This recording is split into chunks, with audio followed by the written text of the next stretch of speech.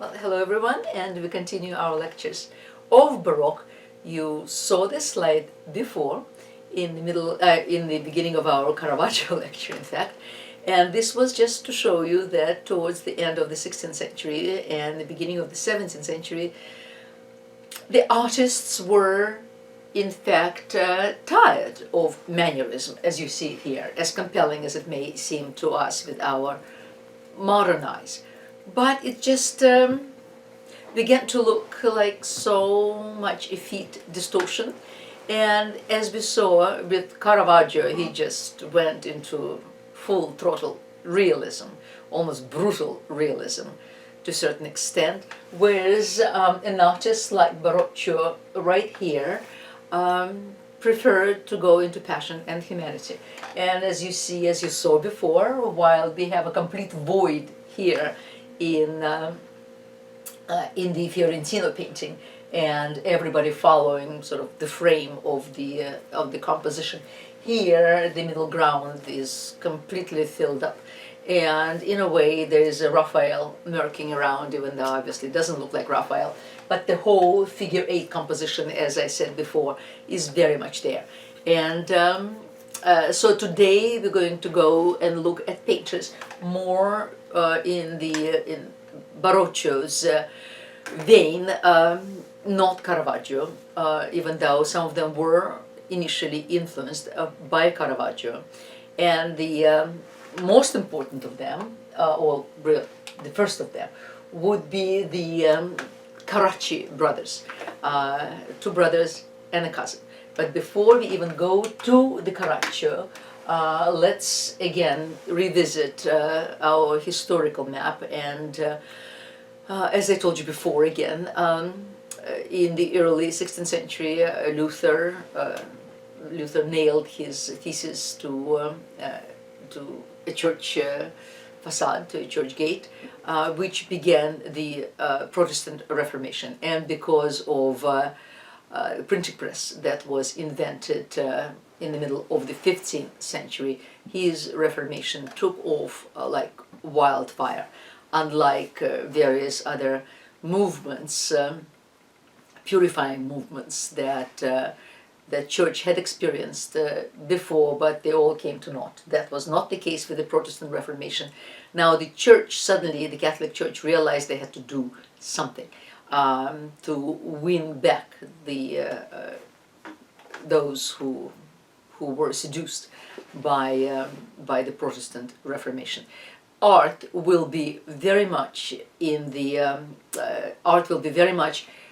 weapon in churches' hands towards that goal, and they'll be quite successful.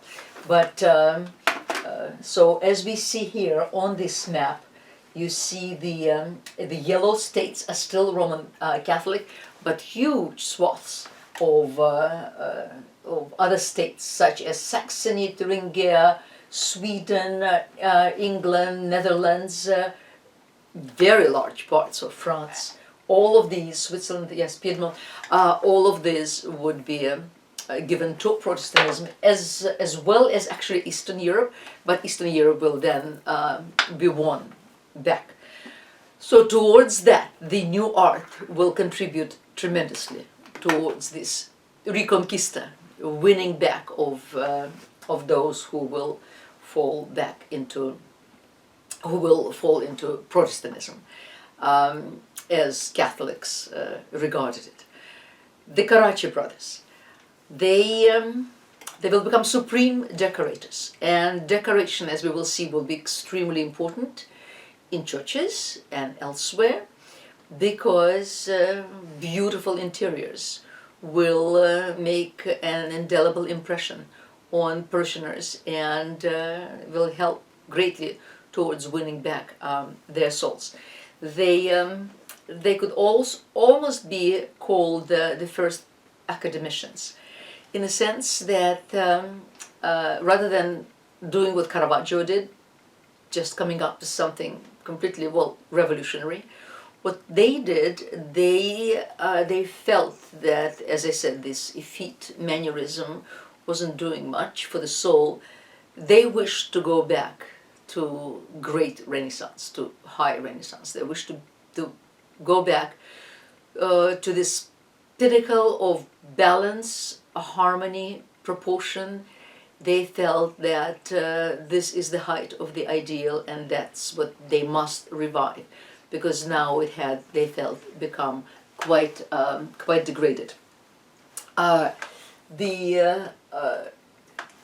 They will be eclectics. Yes, they will go back essentially to Michelangelo, Raphael, Titian, Correggio for his beautiful airiness, generally to the Venetians for their extraordinary colorism, because of course color is always central and always very, very effective.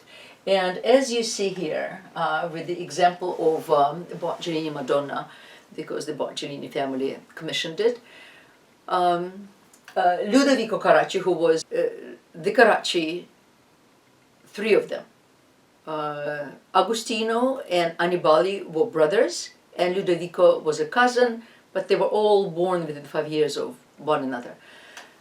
There'll be the fourth, because Ludovico will have an illegitimate son who will, I think, become an engraver, but he will not live up to the talent of the previous generation. At any rate, here's Ludovico Carracci and his Boccherini Madonna. Now, it's quite easy to see that he went to Titian for his inspiration. This theme is called Sacro Conversioni, and sort of a sacred conversation, in which case there's the Madonna and child, and you have someone, in this case, for instance, St. Peter or St. Francis, interceding with the Madonna for on the behalf of the immortals. And so with Titian, of course, he has this inspiring, monumental grandeur. He imagines the Madonna enthroned in heavens with these gorgeous columns reaching the sky. Now, what Ludovico does, he takes the basic theme, but he really kind of squishes it. He takes out the middle ground and brings everything much more into focus towards us. And here we have the Madonna,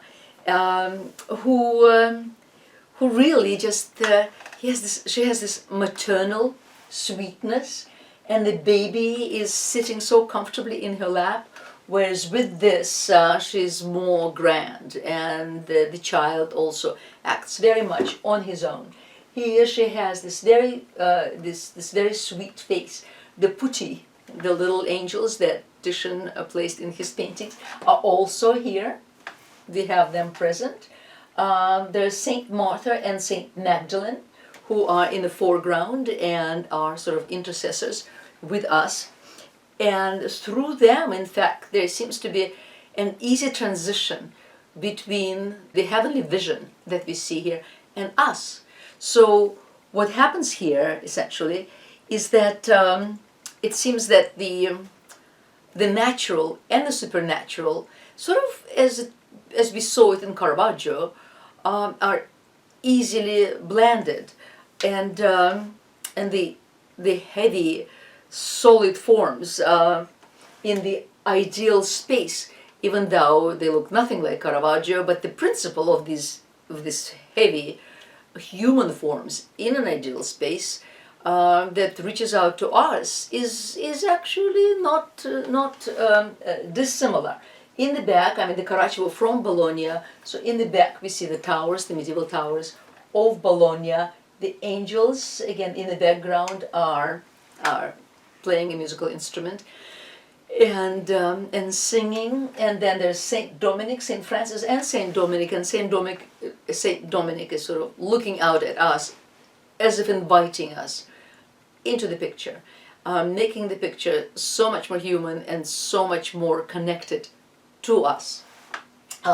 So he takes Titian, as you see, and transitions him into, maybe even if they're less grandiose terms, but they are more human terms. It's sort of he takes away the barrier between the ground and celestial and just human and very understandable. So so that's Titian, but he also remembers his Raphael here, because Raphael, I may have mentioned it before, loved to paint his compositions in sort of in a figure 8 form.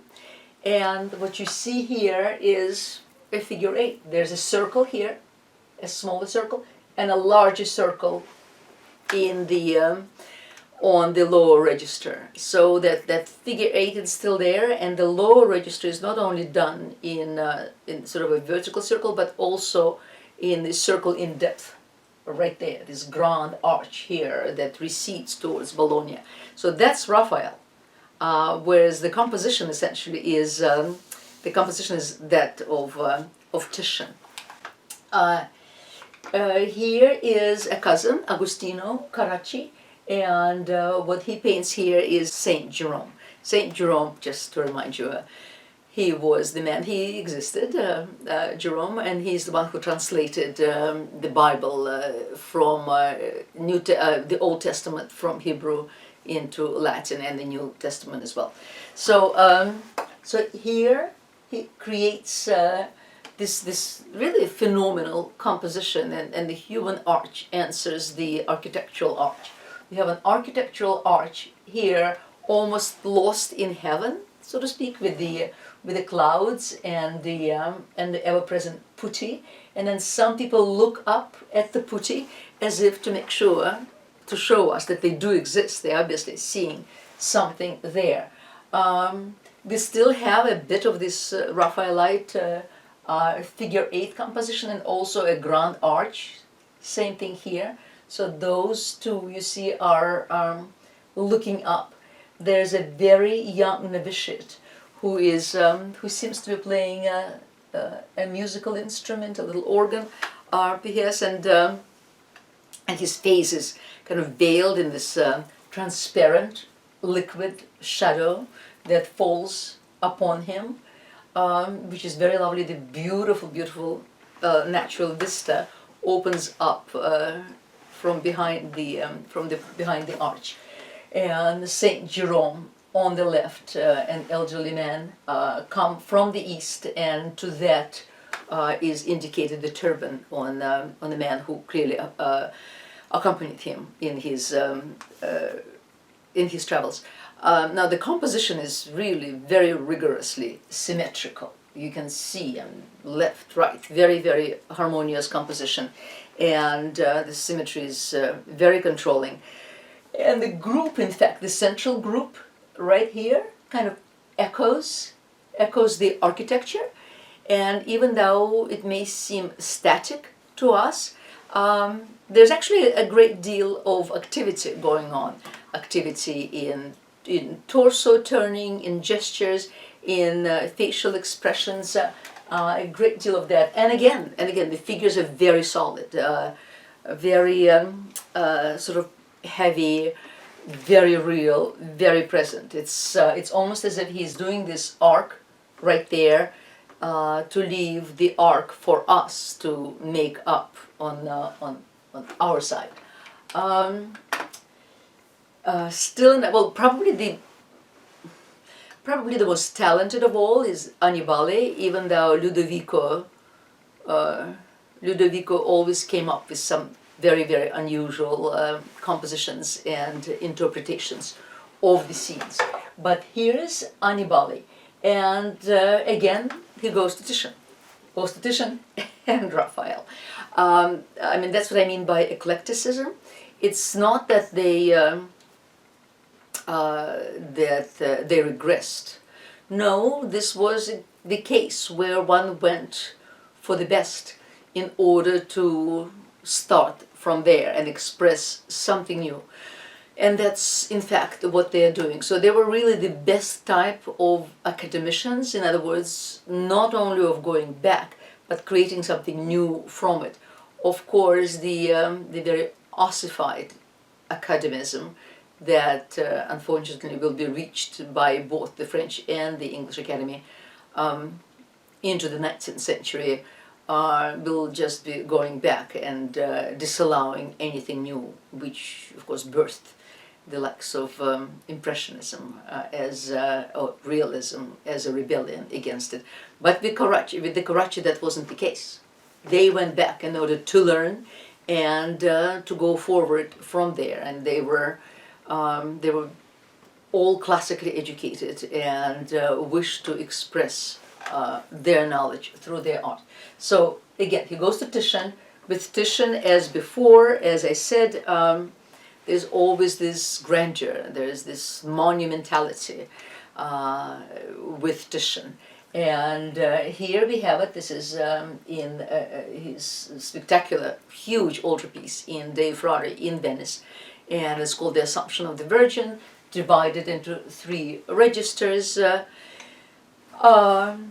Carracci takes the same theme, and just as his cousin Ludovico just squishes it all together.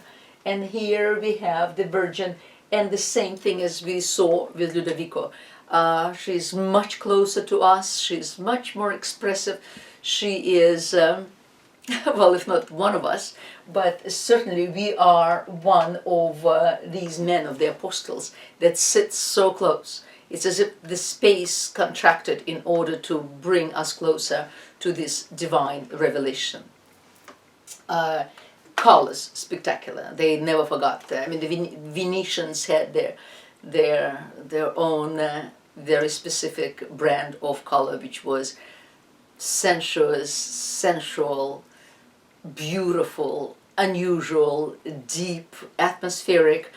All sorts of adjectives can be applied to Venetian color. Here again, Annibale Carracci, and this is Christ's tomb, and the Marys, they come to Christ's tomb only to find the angel who points at the tomb and indicates to them that that the man was resurrected. And when you look at this again, the first thing that that strikes us is, of course, the colors. The colors are just beautiful.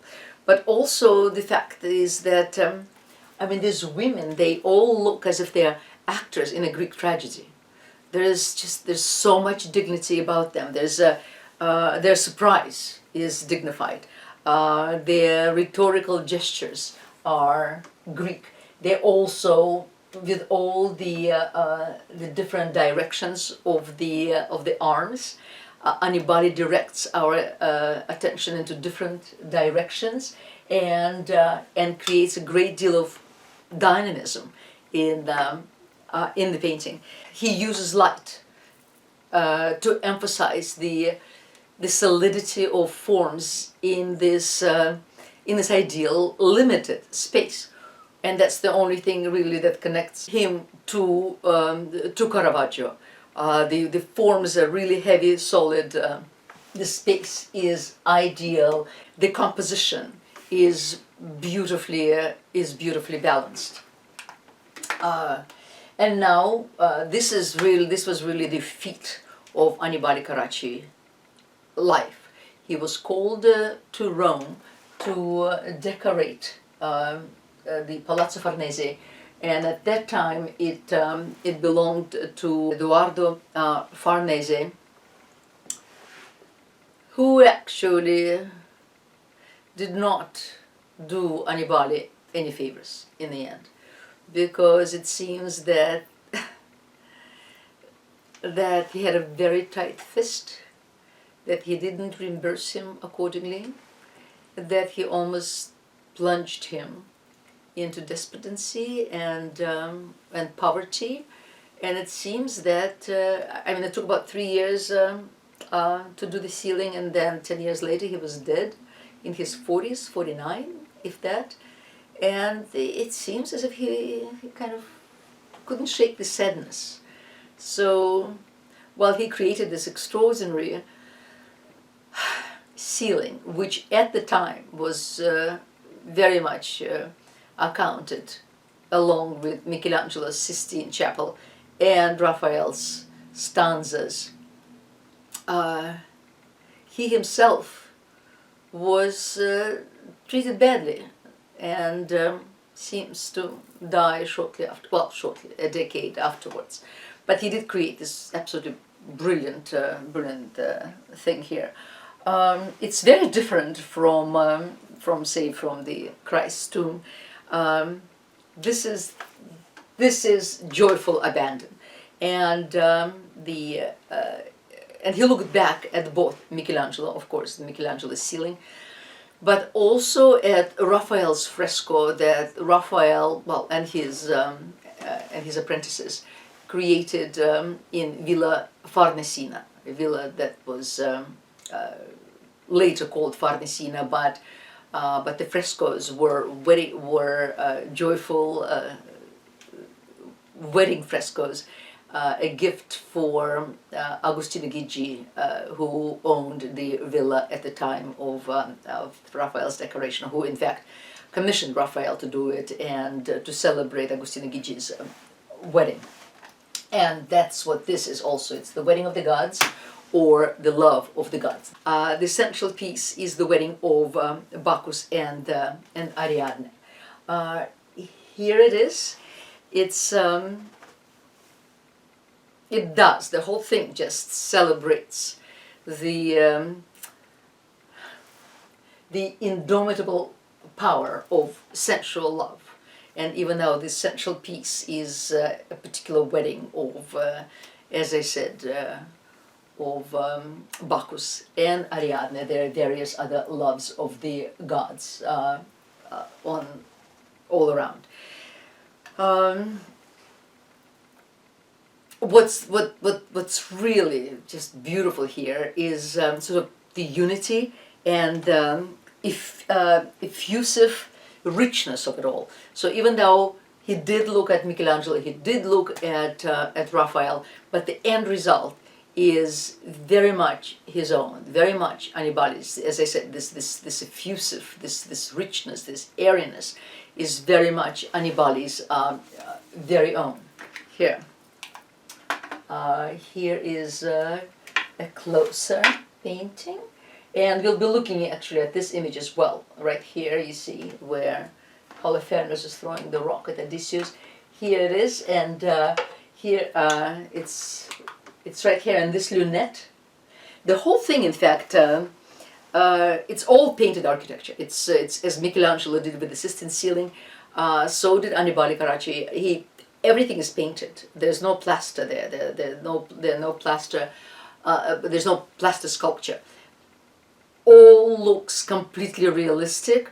Everything is painted, and from this painted architecture, all of this from this painted architecture, it all almost seems as if easel paintings are hanging from this architecture. And one of the easel paintings is Polyphemus, who is a cyclops, and this is during the travels of Odysseus when Odysseus blinded him and then attempted to escape, and then Polyphemus throws an enormous rock after the boats, and that's what we see right here. Interestingly, we'll be looking at Bernini probably next time. We'll be looking at Bernini, who was a great sculptor, a contemporaneous sculptor. And it seems as if Bernini, when he did his own David, and we'll compare this David, of course, to Michelangelo's David, very dynamic David. It seems that he took his David from Carracci's Polyphemus in the Farnese Palace. Today, it's actually a French embassy. Here is the central motif. There's Bacchus, Ariadne. They are surrounded by their court. The chariot is driven by leopards, as Bacchus's chariot is driven by leopards.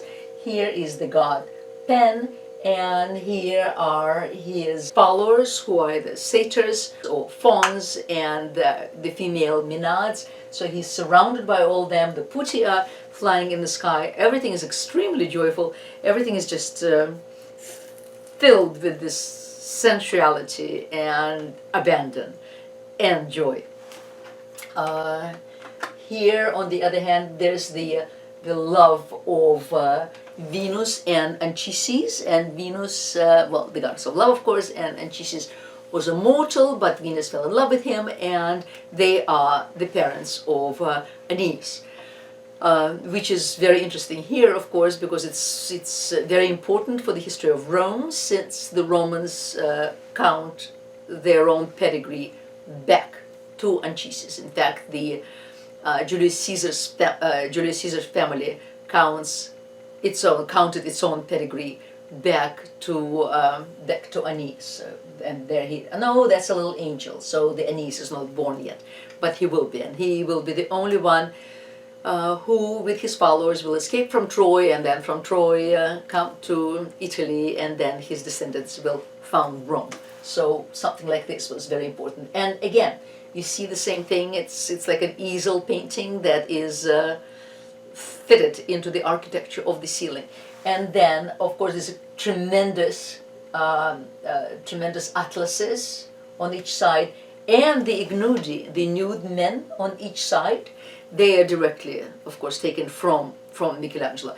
But I think we talked about it before, that the questions of copying someone else. Are you plagiarizing, or are you inspired by these great examples? Well, back at the time, there was absolutely no question of it. That was inspiration. That's what everybody wanted to see.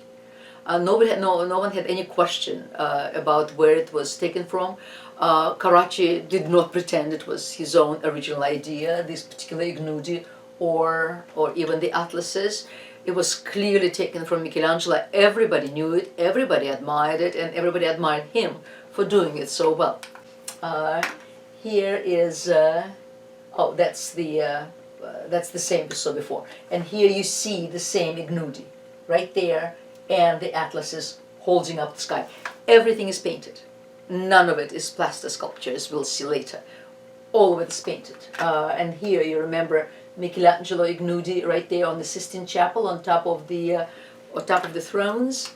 And here you see the same ignudi, and often in very similar poses. Another thing with Annibale and the Carracci in general is that they love nature. Just as Caravaggio returned to nature, so did the Carracci. They returned to nature.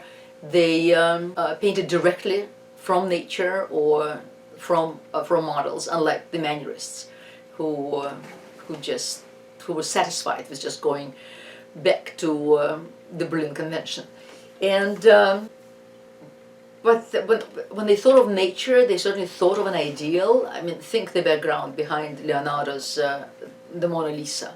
I mean, these spectacular views. They thought of it as an ideal, but it wasn't an arbitrary ideal. It was they looked at nature, and they felt about it as something really existing, beautifully existing. It was not, as it was for Manurists, something arbitrary, something to convert and twist and adapt to one's own eccentricities. It was very much existing, and they felt it took a great deal of true learning and genius to perfect it and to make it manifest. And as such, we see something like this lunette, and it shows a flight into Egypt. And here the flight into Egypt, Joseph and Mary and child, are essentially just an excuse to give us this beautiful view of nature. And landscapes at the time were not really in demand. Towards the end of the century, 18th century, and of course 19th century. But at the time, not so much. Michelangelo wasn't interested in nature at all. Leonardo was interested in it exclusively from the scientific point of view, and of course for Raphael, they were beautiful, beautiful backgrounds. But from here, in fact, Poussin takes his roots, and we'll talk about Poussin, who was also a 17th century painter, French, but living in Italy, and who was very, very influenced by Carracci. I mean, this is about harmony. This is about balance, symmetry, about peace in the world, about nature as in its ideal form, as it's this is a perfect representative of the Carracci attitude to nature. Even though we see here, of course, Mary, Joseph, there are a couple of camels traveling in the Italianate background. There's a Roman pantheon sitting in the middle of this village perché, in the middle of this perched village. But this is about harmony. That's what this painting really is about. And I mean, the composition is absolutely brilliant. Everything here. It's perfect. There's nothing can be more perfect than this. I think Raphael would approve wholeheartedly. The perspectives, the atmospheric perspective, the balance, the composition, the symmetry. It's a perfect picture. And then we go to still another painter, and his name also from Bologna, and his name is Guido Reni. Now, he, interestingly enough, he was a character. I mean, they were all characters, but he was sort of temperamentally disinclined to naturalism. He wished to separate himself from mannerism, and yet, somebody like Parmigianino did catch his fantasy, and Parmigianino is a very compelling artist, there's no question about it. He may have fallen under Caravaggio's influence for a while, but the story goes that Caravaggio actually tried to kill him. So Caravaggio soon enough will disappear from Rome, but something like this would probably direct one's attention elsewhere. His painting in the end is kind of a synthesis between Raphael and Raphael's idealism and Parmigianino's preciousness, his affected grace, and very often it actually makes Guido Reni, very interesting in fact. His linear rhythms, his wind-blown draperies are incomparable.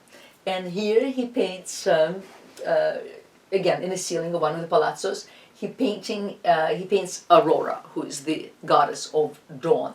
And as I said, Aurora is here showing the way, the angel is flying behind her, and then Apollo, or the god Phoebus, is guiding the chariot. The atmosphere is just this rarefied, luminous, and the linear rhythms are done in this sort of perfect measured staccato, and it's as if you're moving with the chariot, you're moving with the horses, and the accompanying graces. They all have these dance-like movements, again very graceful, but at the same time full of dignity. And he was unquestionably one of the greatest colorists, and the colors that he used also, of course, he was influenced very much by Venetian colors in this respect. Here you can see it. You can see it closer. Here's Apollo or Phoebus surrounded by the muses and graces. Aurora, who is the goddess of dawn. So as you see, there's night. Earth is covered with night, but she brings with her the sun and the dawn, and Apollo, the god of the sun, with her, and just joy, gladness, movement, wind, the graces, the muses, all that's worth living, and all of it is in that ceiling.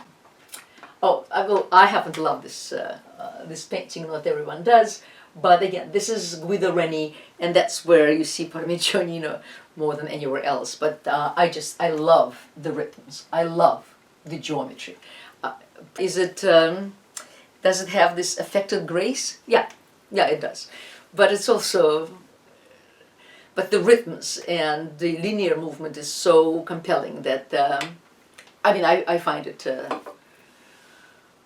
very seductive. The story of Atalanta and Hippomenes right here, and yes, wind-blown drapery, the linear movements, every muscle, and the composition is just brilliant. And speaking of a dance, yes, this does look like one.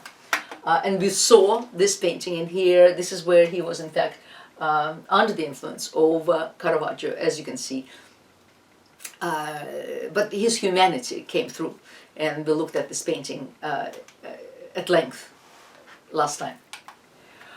Here is another couple of paintings. He loved Cleopatra with her asp, and here he definitely abandons whatever dark quality his paintings may have had as an influence from Caravaggio, and he goes more to sort of the golden, silver, pearly gray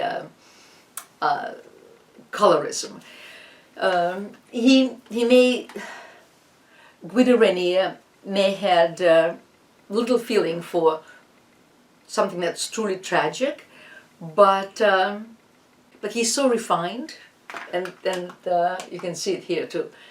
I mean, the refinement is almost sublime, and the line is so graceful, and the color is just really just singing.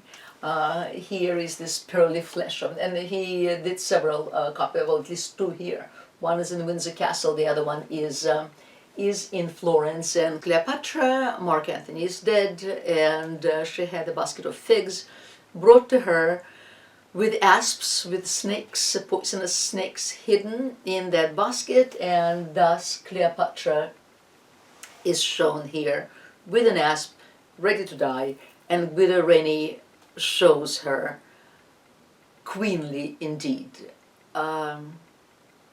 She's an abundance of glory, an abundance of the end of Ptolemaic dynasty. She is the last queen. She is the last great pharaoh of Egypt. Egypt will cease to exist with her. So this is not just the end of a beautiful and extremely intelligent and accomplished woman. It's also an end of a thrice millenarian history. And as I said, he may have little feeling for tragedy, but through his sublime line, through his extraordinary color, through his humanity, if not tragedy, he conveys it. He manages to convey it and makes these paintings just absolutely supreme. And but then there he is again, and this really has to do with colorism, because well, he was, as I said, a fantastic colorist, loved Venetian color, loved Venetian painting, and this, in fact, really is pretty much a quote from a great painting by Titian, the Bacchanal of the Adrians.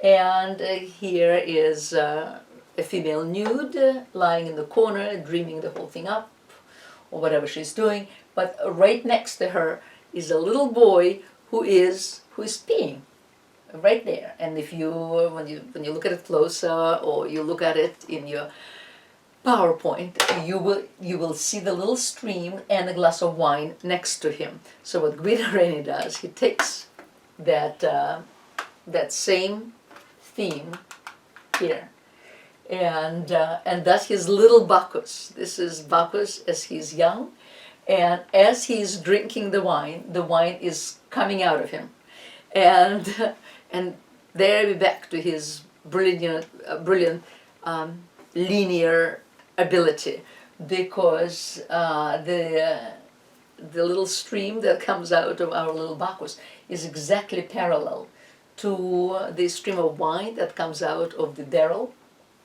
and the whole thing is just adorable. The little Bacchus is again positioned very much above the horizon line, and as such completely dominates the painted surface. And here you can see it right there. So there's that Titian, the little boy, and here's Guido Reni, and this is a direct reference. he refers directly to Titian. And still another painter, and he's called Guercino. And Guercino means one-eyed, because he actually was blind on one eye. And I think Guercino means a squinting person, a squinter.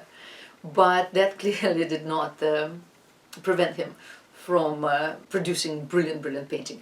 So what he does here, really, he just he takes Guido Reni's Aurora and takes the whole thing.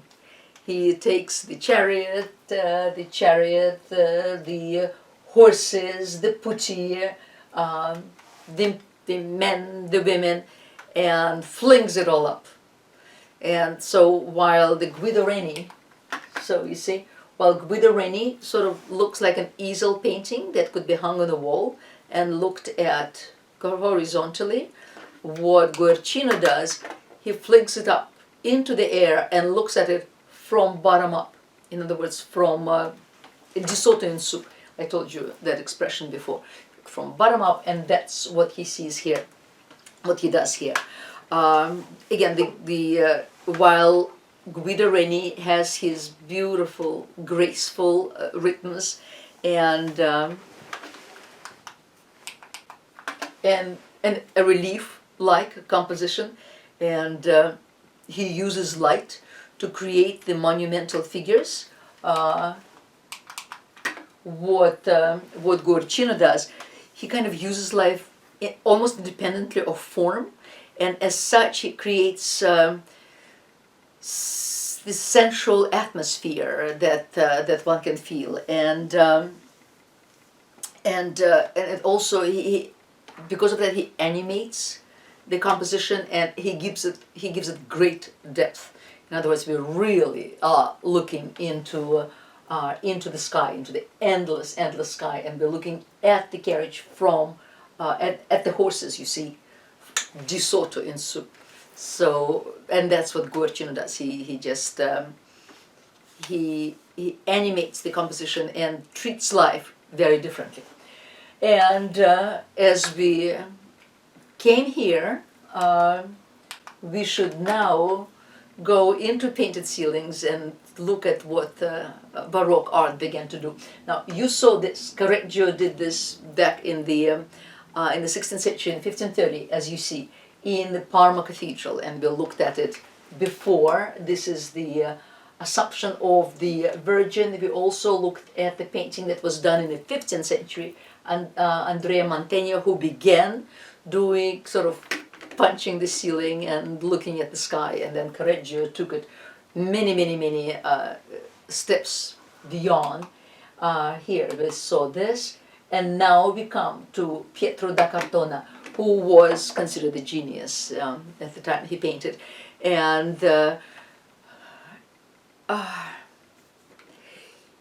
this is the time when appreciation was growing for these operatic Baroque ceilings, and he fit right in. He painted on a grandiose scale. When you think of the opera back in the end of the 20th century, the opera designer Zeffirelli, Franco Zeffirelli, who did this spectacular, wonderful opera productions at the Met that took your breath away. Well, this is sort of what Pietro De Cartona did with the ceiling, and in this case, it is a glorification of the reign of Pope Urban VIII, and he commissioned Pietro De Cartona to do this, and you know it's Barberini because there are all these bees. I mean, when you look close at it, you'll see a lot of bees all over the ceiling. Now, De Cartona was a classical scholar, and throughout the ceiling there are very well organized classical references when one chooses to study it. And he created these absolutely vast, effortless, beautifully interwoven frescoes. But but we don't really need to analyze them. We're really rather content with and we're just content to savor the great theatrical performance of his art, and without in sort of investigating the literary skeleton or the classical skeleton of his paintings, because it is part of the whole. It is part of this incredible, spectacular interior. And now, but with these ceilings, what began to happen is that the side figures here, instead of being painted, now they began to be actually sculpted out of plaster, and then they were actual sculptures and interwoven together with the painting. Another ceiling like this is by one Giovanni Battista Galli, and this is probably one of the greatest of those ceilings, and it's in Il Gesù, in the church, in the Jesuit church in Rome. And I mean, there's no question, he was a pictorial dramatist. I mean, they all were pictorial dramatists. It's almost orgiatic, these ceilings, but they are so beautiful, and they fit so incredibly with the marbles, multicolored marbles, Bernini sculptures, these spectacular interiors that they really take your breath away. And again, it's the cumulative effect, really, that's so valuable, as opposed to literal interpretation of every motif. Still another by Andrea Pozzo, and this is another Jesuit church in Rome. One is Il Gesù, the other one is Saint Ignatius, and this ceiling too is a combination of sculpture and painting, all integrated within, with absolutely spectacular colors, as you see here. There, you can see the close-up, and here are the plaster sculptures that are right here, that all around. This is just the close-ups that you can see. But it's only the foot that's a plaster. Pardon me? It's only the foot that's plaster, right? No, the whole thing is sculpture.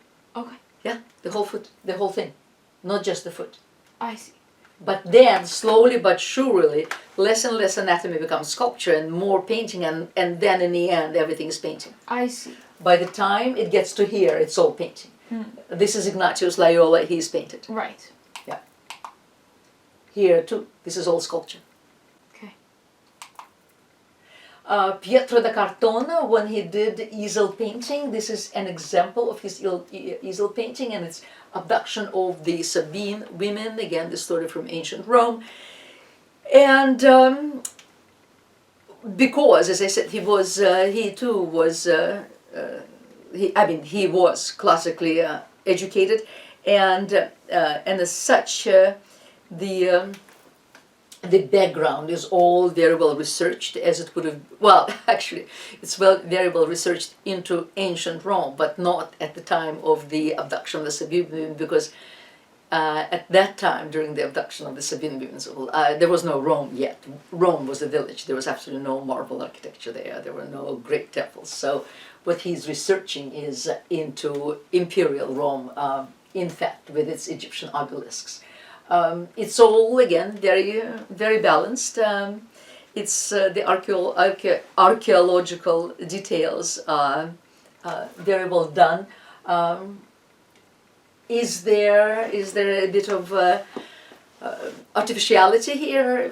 Without question. And dramatism, theatricality, all of it is there. But the composition is wonderfully done. There's Neptune and Romulus overlooking the abduction of the Sabine women. And it seems that he really, really was interested in the architecture and the clothes, the personal details of imperial Rome, and that's in fact what you see here. And thus we arrive at architecture. These lectures, since we have a limited amount of time, we're not going to have much architecture, but at least some architecture. This is a perfect example of a Renaissance exterior where everything is balanced, everything is harmonized with, every element is harmonized with another element.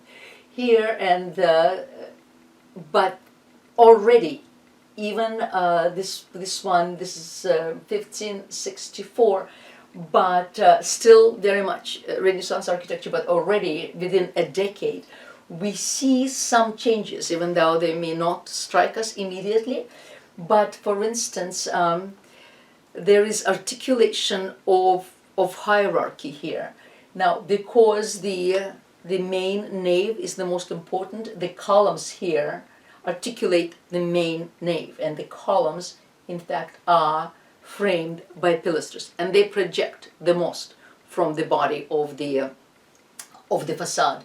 And then the pilasters that identify, right here, that identify the side aisles are slightly receded, and then the ones on the side are receded even more so. So it's almost as if the church is sort of stepping out to meet us as we walk into the church. Now this is the facade of Il Gesù, and still the facade still looks somewhat, if not forbidding, but certainly controlled and reticent, and that's the facade where this ceiling is. But once you walk in, it's sort of like the Cathedral of St. John in Malta that we saw last time. The facade may be very sober, but once you walk in, you are in the caves of Alibaba. So thus, with the Jesuits were a new order that made it their task to combat Protestantism.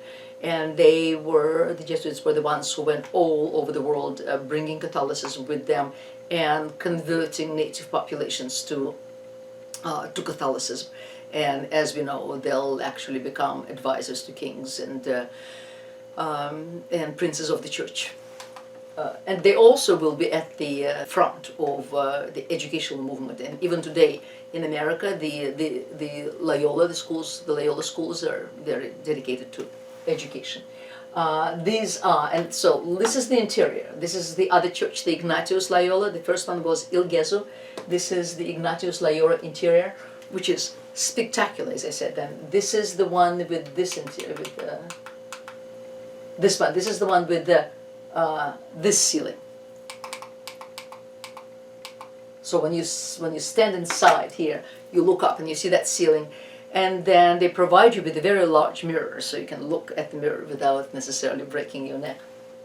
Now, when you compare this and this, now this is a church now, contemporaneous church in Haarlem. And remember I told you that Protestantism and then Calvinism, even more so than Lutheranism, just went through the north, destroying all decoration in churches, and the churches then began to look like this. So when you compare this and this, in which church would you rather be? Well, I personally would rather be here.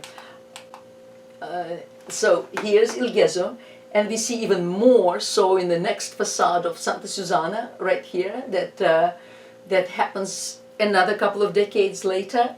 All the more so the facade is now coming out even more to meet us as we walk in.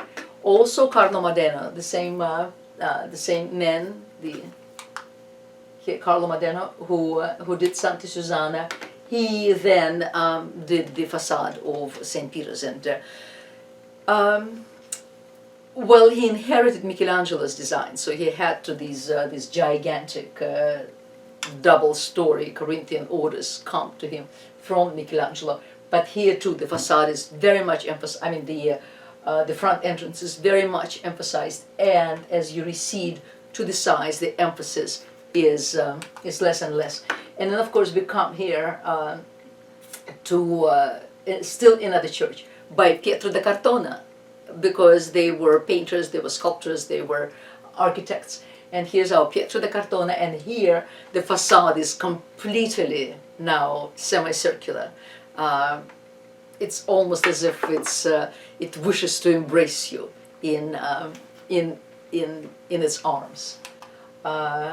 And then the same arms, we'll be talking about Gian Lorenzo Bernini next time, so we'll look at this slide again.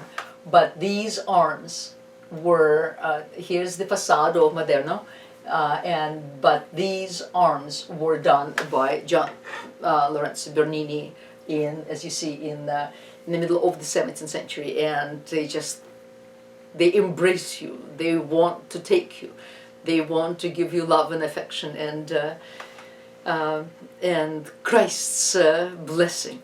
Well, all in all, during the Counter-Reformation, the Church really immeasurably furthered the forming of a whole new artistic style. And in this new artistic style, all arts now combined to create a one comprehensive form of art. Michelangelo began to do it back in the 16th century with San Lorenzo, to make a comprehensive form of art, architecture and sculpture together. Now we have architecture, sculpture and painting all together, and this is just something that the world had never seen before. So thus this is the end of our lecture today, and I will see you soon.